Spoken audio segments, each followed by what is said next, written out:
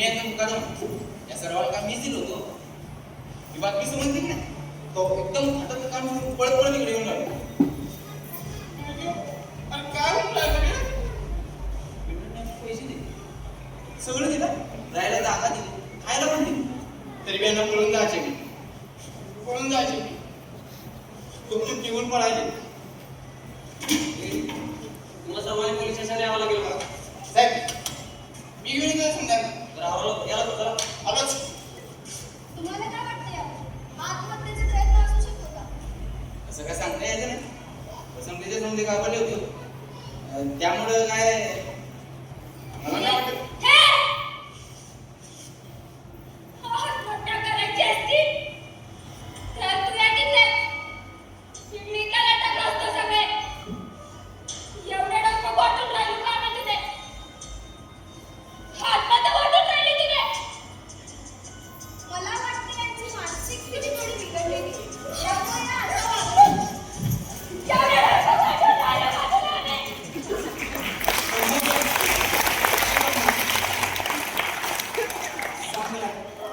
सांगला झालं ते नशिबच समजायचं.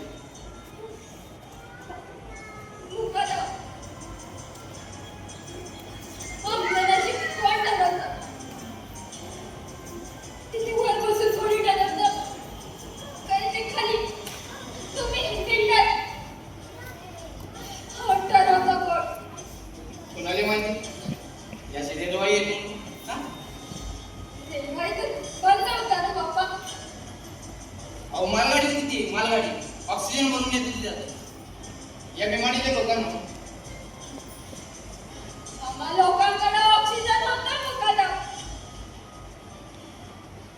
चालून चालून पाय एवढे जपून राहिले. या पट्टीतून बाहेर पडले तरी. होय जमून त्याच्या. आणि मग तू टेस्ट दिली ना, आता निगेटिव्ह आला. डॉक्टर बोलून राहिला की तुझी इम्युनिटी लई चांगली आहे, म्हणजे बिमारीशी लढायची ताकद. कुणाशी लढून राहिलो आपण सांग? कुणाशी? आम्हालाच काय समजून राहिले? आम्ही कोणाची लढून राहिलो? या बिमारीशी लढून राहिलो कसं कशी? पोटाच्या मुलीची immunity राहते का बाबा? हे नाही माहित, पण लवकरच या बिमारीची लस येणार आहे आणि त्यावेळेस संज्ञानात येणार नाही, म्हणजे कुणी बी आधार नाही पडणार. त्याले सांग, या बिघाडीची लस नको, या भुकेच्या बिघाडीची लस पाहिजे. ती द्या.